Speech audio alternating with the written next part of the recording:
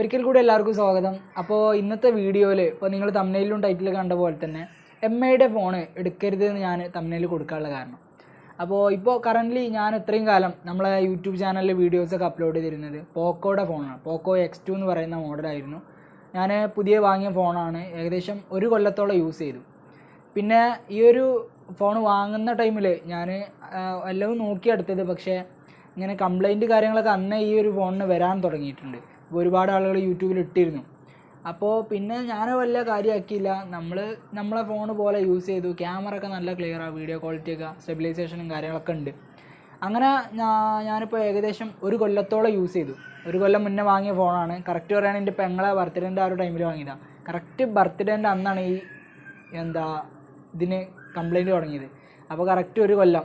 Okay, അപ്പോൾ സംഭവം എന്താണെന്ന് വെച്ചാൽ പോക്കോയുടെ ഫോണുകൾ, പോക്കോയുടെ ഇപ്പോൾ റെഡ്മിയിലും ഉണ്ട്, എംഐയുടെ അധിക ഫോൺസിനും ഉണ്ട്, ഓട്ടോമാറ്റിക് റീസ്റ്റാർട്ട് ആവുക, അല്ലെങ്കിൽ അപ്ഡേറ്റിൽ ക്യാമറ ഡെഡായി പോവുക, അല്ലെങ്കിൽ നമ്മളെ ടച്ച് വർക്ക് ചെയ്യാതാവുക.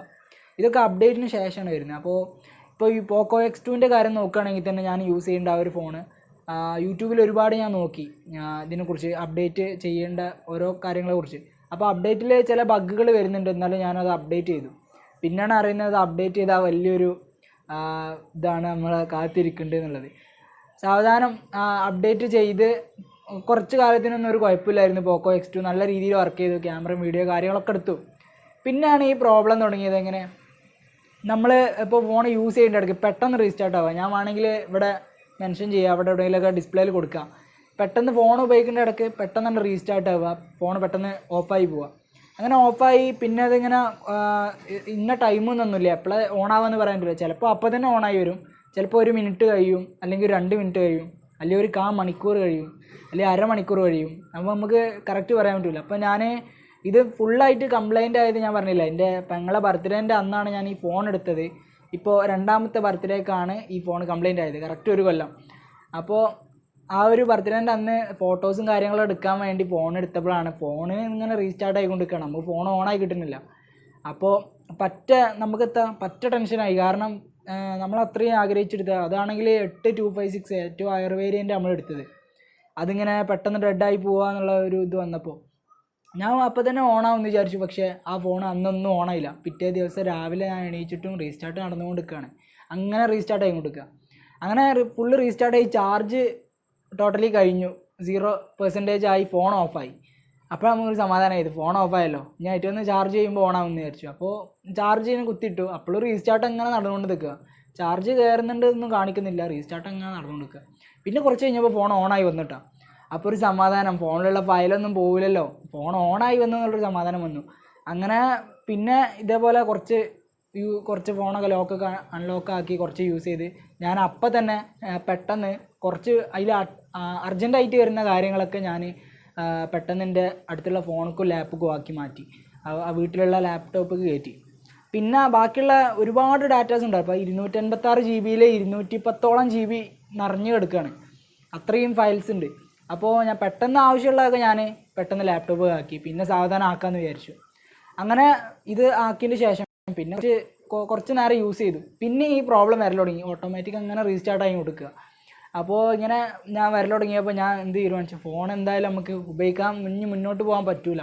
പിന്നെ അതേമാതിരി യൂട്യൂബിലൊക്കെ ഞാൻ സെർച്ച് ചെയ്ത് നോക്കിയപ്പോഴാണ് ഞാൻ വലിയൊരു ഇതിൻ്റെ ഒരു ഇത് മനസ്സിലാക്കുന്നുണ്ട്. കാരണം ഇത് എനിക്ക് മാത്രമുള്ള പ്രോബ്ലം അല്ല, വേറെ ഉള്ളവർക്കൊക്കെ ഉണ്ട്. ഓട്ടോമാറ്റിക് റീസ്റ്റാർട്ട് ആയിക്കൊണ്ടിരിക്കുക. ചിലവർക്ക് ക്യാമറ ഡെഡായി പോവുക, അപ്ഡേറ്റ് ചെയ്തതിന് ശേഷം ക്യാമറ ഓഫായി പോവുക. എന്നിട്ട് വേറെ ഏതെങ്കിലും തേർഡ് പാർട്ടി ആപ്പ് യൂസ് ചെയ്തിട്ട് ചിലപ്പോൾ ഫ്രണ്ട് ക്യാമറ വർക്ക് ചെയ്യും, ബാക്ക് ക്യാമറ ഉണ്ടാവില്ല. അങ്ങനത്തെ ഓരോ ഇഷ്യൂസ് വരുന്നുണ്ട്. പിന്നെ മെയിനായിട്ട് ടച്ച് വർക്ക് ചെയ്യാതാവുക, മൗസ് വെച്ചിട്ട് യൂസ് ചെയ്യേണ്ടവരൊക്കെ ഉണ്ട്. മെയിനായിട്ട് വരുന്ന ഈ പോക്കോ X2 X3 അതേപോലെ തന്നെ എംഐയുടെ ഫോണുകൾ, റെഡ്മിയുടെ ഫോണുകൾ, എംഐയുടെ ആണ് പോക്കോ, റെഡ്മി. അതിൽ പോക്കോയിൽ ഇപ്പോൾ ഞാൻ പറഞ്ഞ സീരീസ് X2 ഞാൻ യൂസ് ചെയ്യേണ്ട X2, അതേപോലെ X3 വരുന്നുണ്ട് എന്നാണ് തോന്നുന്നത്. യൂട്യൂബിലൊക്കെ നോക്കുമ്പോൾ അങ്ങനെ കാണുന്നുണ്ട്. പിന്നെ റെഡ്മിയുടെ ചില മോഡലുകൾക്ക് ഉണ്ട്. അപ്പോൾ കറക്റ്റ് യൂട്യൂബിൽ നോക്കുകയാണെങ്കിൽ നമുക്ക് മനസ്സിലാക്കാൻ പറ്റും. അപ്പോൾ ഞാനത് എൻ്റെ ഒരു അനുഭവം ഷെയർ ചെയ്യാൻ വേണ്ടി മാത്രമാണ് ഈ ഒരു വീഡിയോ ഇട്ടത്. അപ്പോൾ നിങ്ങൾ വാങ്ങുകയാണെങ്കിൽ ഒരിക്കലും ഞാൻ പോക്കോ, റെഡ്മി ഫോൺസ് സജസ്റ്റ് ചെയ്യുന്നില്ല. കാരണം അത്രയും നിങ്ങൾ അന്വേഷിച്ചിട്ട് വേണം അങ്ങനത്തെ ഫോണുകൾ എടുക്കാൻ. കാരണം ഇവർ അപ്ഡേറ്റിലൂടെ നമ്മളെ ഫോണ് ശരിക്കും പറഞ്ഞാൽ കേടെടുത്തുകയാണ്. ഫോണിൽ ഇത്രയും ക്യാമറ കാര്യങ്ങളൊക്കെ കൊടുത്തിട്ട് ഈ ക്യാമറ ഡെഡായി പോവുകയാണെന്ന് പറഞ്ഞാൽ നമുക്ക് അതുകൊണ്ടൊരു ഉപകാരം ഇല്ലാതാവില്ലേ. അപ്പോൾ അത് വല്ലാത്തൊരു വിഷമമായി പോയി. ഞാനിപ്പോൾ എന്നിട്ട് ഫോണിലുള്ളതൊക്കെ ഞാൻ പറഞ്ഞ പോലെ പെട്ടെന്ന് ഞാൻ ഫോണിലുള്ള 256 GB 210 GB ഫയൽസ് ഉണ്ട്. അത് ഞാൻ മൊത്തം ലാപ്പിലാക്കി, ടോട്ടൽ ലാപ്പിലാക്കിയിട്ട് ലേഡിയും കാര്യങ്ങളൊക്കെ തൽക്കാലം യൂസ് ചെയ്യാൻ ഫ്രണ്ടിൻ്റെ അടുത്ത് നിന്നൊരു ഫോൺ വാങ്ങി. പെട്ടെന്ന് ഈ ഫോൺ കംപ്ലൈൻ്റ് ആകുമ്പോൾ നമ്മുടെ അടുത്ത് ക്യാഷ് കാര്യങ്ങളൊന്നും അങ്ങനെ പെട്ടെന്ന് എടുക്കാനുണ്ടാവില്ലല്ലോ. അപ്പോൾ അതുകൊണ്ട് തന്നെ ഞാൻ തൽക്കാലം യൂസ് ചെയ്യാനായിട്ട് ഫ്രണ്ടിൻ്റെ അടുത്ത് നിന്ന് ഫോൺ വാങ്ങി, അതിലേക്ക് കുറച്ച് ആക്കി. അപ്പോൾ കുഴപ്പമില്ലാതെ വർക്ക് ചെയ്യുന്നുണ്ട്. അപ്പോൾ ഞാൻ ആ ഫോണ് എന്ത് ചെയ്തു എന്ന് വെച്ചാൽ, ഫോണിലുള്ളതൊക്കെ ഒഴിവാക്കിയതിന് ശേഷം ഞാൻ ആ ഫോണ് മൊത്തമായിട്ട് റീസ്റ്റോർ ചെയ്തു. ഫാക്ടറി റീസെറ്റ് ചെയ്യുമല്ലോ നമ്മൾ, ബാക്കപ്പ് എല്ലാം ഒഴിവാക്കിയിട്ട് ഫാക്ടറി റീസെറ്റ് ചെയ്ത് പുതിയ ഫോൺ മാതിരി ആക്കുമല്ലോ, അങ്ങനെ ആക്കിയപ്പോൾ വലിയ കുഴപ്പങ്ങൾ കാര്യമൊന്നും കാണുന്നില്ല. എന്നാലും ആ ഫോണ് കംപ്ലൈൻ്റ് ആണ്. ഇപ്പോൾ അത് സർവീസ് സെൻറ്ററിലൊക്കെ കൊണ്ടുപോവുകയാണെങ്കിൽ ബോർഡിൻ്റെ കംപ്ലൈൻ്റ് ആണെന്നാണ് പറയുന്നത്. ഇപ്പോൾ നമ്മൾ യൂട്യൂബിലൊക്കെ കാണുമ്പോൾ നമുക്ക് വാറണ്ടി ഉള്ള ഫോണാണെങ്കിൽ കുഴപ്പമില്ല, ചിലപ്പോൾ ഫ്രീ ആയിട്ട് സർവീസ് സെൻറ്ററിൽ പോയാൽ ചെയ്തു തരും.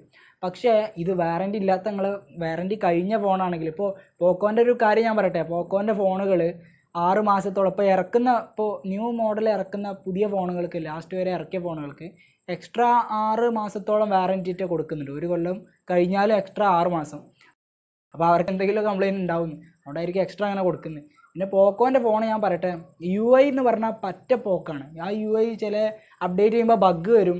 അതുപോലെ തന്നെ എനിക്ക് സത്യം പറഞ്ഞാൽ ആ ഒരു പ്രശ്നത്തിന് ശേഷം പോക്കോൻ്റെ ബ്രാൻഡ് തന്നെ എനിക്ക് എന്താ പറയുക, ആ ഒരു ഇഷ്ടമില്ലാത്ത മാതിരിയായി. കാരണം എനിക്ക് അത്രയും ഇഷ്ടമായിരുന്നു അതിൻ്റെ ക്യാമറ ക്വാളിറ്റി. പിന്നെ നമ്മളെ സോണിയുടെ IMX ഏതൊരു സീരീസ് ആകുമ്പോൾ, അത് സോണി IMX 686 അങ്ങനെ എന്തോ ആണ്, കറക്റ്റ് അറിയില്ല. പോക്കോ X2ൻ്റെ സെൻസർ, അപ്പോൾ അതൊക്കെ നല്ല അത്യാവശ്യം നല്ല ക്വാളിറ്റിയുള്ള നമുക്ക് വീഡിയോസൊക്കെ റെക്കോർഡ് ചെയ്യാൻ പറ്റിയിരുന്നു. അത്യാവശ്യം കുഴപ്പമില്ലാത്ത രീതിയിൽ 4K വരെ റെക്കോർഡ് ചെയ്യാൻ പറ്റിയിരുന്നു. പിന്നെ ഇത് പെട്ടെന്ന് ഇങ്ങനെ കംപ്ലൈൻ്റ് ആയപ്പോൾ പിന്നെ നമ്മൾ നിവർത്തില്ല, പെട്ടെന്ന് ഇത് കൊടുത്ത് ഒഴിവാക്കണം. ഞാനിപ്പോൾ അതല്ല കാട്ടിയത്, ഫോണ് റീസ്റ്റാർട്ട് ചെയ്ത് മൊത്തം ഫുള്ള് പുതിയൊരു ഫോൺ മാതിരിയാക്കി, ബാക്കപ്പ് റീസെറ്റ് ചെയ്ത് ഫാക്ടറി റീസെറ്റ് ചെയ്ത് പുതിയൊരു ഫോൺ പോലെ ആക്കി. ഇപ്പോൾ എന്നിട്ട് പുതിയ ഫോൺ ആക്കിയപ്പോൾ ഒരു കുഴപ്പമില്ല കേട്ടോ, സ്മൂത്തായിട്ട് വർക്ക് ചെയ്യുന്നുണ്ട്. പക്ഷേ നമ്മളത് പിന്നെ നമ്മളെ ഡാറ്റാസൊക്കെ കയറ്റി കുറച്ചും കൂടി യൂസ് ചെയ്യുമ്പോഴായിരിക്കും ഈ റീസ്റ്റാർട്ട് പ്രോബ്ലം തുടങ്ങുക. അതുകൊണ്ട് തന്നെ ഞാൻ ഫോൺ റീസ്റ്റാർട്ട് ചെയ്ത് ഇപ്പോൾ കുഴപ്പങ്ങളും കാര്യങ്ങളൊന്നും ഇല്ലയെന്ന് ഉറപ്പ് വരുത്തിയതിന് ശേഷം നേരെ കൊണ്ടുപോയി കൊടുത്തു. തൽക്കാലം ഇപ്പോൾ കൊടുത്ത് പൈസ ആക്കി. അല്ലാതെ നമുക്ക് തൽക്കാലം ഇപ്പോൾ യൂസ് ചെയ്യാൻ ഫ്രണ്ടിനേക്കുന്നൊരു ഫോൺ വാങ്ങി അങ്ങനെ യൂസ് ചെയ്യണം. അപ്പോൾ അതിലായിട്ടാണ് വീഡിയോ ഷൂട്ട് ചെയ്യുന്നുണ്ട്. അപ്പോൾ സത്യം പറഞ്ഞാൽ ചെറിയൊരു അനുഭവം നമുക്കുണ്ടായ ചെറിയൊരു അനുഭവം പറഞ്ഞതാണ്. പിന്നെ നിങ്ങൾ ആരെങ്കിലും പോക്കോൻ്റെ ഫോൺ യൂസ് ചെയ്യേണ്ടി കുഴപ്പമില്ല, ഇതേപോലെ അപ്ഡേറ്റ് ഒക്കെ ചെയ്യുമ്പോൾ ശ്രദ്ധിക്കുക, അതാണ് പറയാനുള്ളത്. പലർക്കും വരുന്നുണ്ട്. അതുകൊണ്ടാണ് ഞാനിപ്പോൾ ഈ ഫോൺ വാങ്ങി കുറച്ച് കഴിഞ്ഞപ്പോഴാണ് ഇങ്ങനെ പ്രോബ്ലം ഉള്ള കാര്യങ്ങളൊക്കെ അറിയുന്നുണ്ട് യൂട്യൂബ് കൂടിയ. പിന്നെ ഞാൻ എൻ്റെ ഫോണിന് വരില്ല എന്ന് വിചാരിച്ചിരുന്നു, അത്രക്കും ശ്രദ്ധിച്ചാണ്. പിന്നെ ഞാൻ അവസാനത്തെ അപ്ഡേറ്റ് വരെ അറിയാതെ ചെയ്തു. ആ അപ്ഡേറ്റ് ചെയ്തതിൻ്റെ ശേഷം പിന്നെ പോയി ക്യാമറ ക്ലാരിറ്റി കുറച്ച് കുറഞ്ഞ പോലൊക്കെ തോന്നി. പിന്നെ മെയിനായിട്ടുള്ള പ്രോബ്ലം ഈ റീസ്റ്റാർട്ട് പ്രോബ്ലം. അപ്പോൾ അത് ഭയങ്കര ഒരു വിഷമമായിട്ട് തോന്നി. ഏതായാലും ചെറിയൊരു അനുഭവം ഷെയർ ചെയ്യാൻ വേണ്ടി മാത്രമാണ് ഞാനൊരു വീഡിയോ റെക്കോർഡ് ചെയ്ത്. പിന്നെ നിങ്ങൾക്ക് ആർക്കെങ്കിലും ഈ പ്രോബ്ലം ഉണ്ടെങ്കിൽ ജസ്റ്റ് വീഡിയോക്ക് താഴെ കമൻറ്റ് ചെയ്യുക. എന്തായാലും നിങ്ങളെ പ്രോബ്ലം കാര്യങ്ങളൊക്കെ കമൻറ്റ് ചെയ്യുക.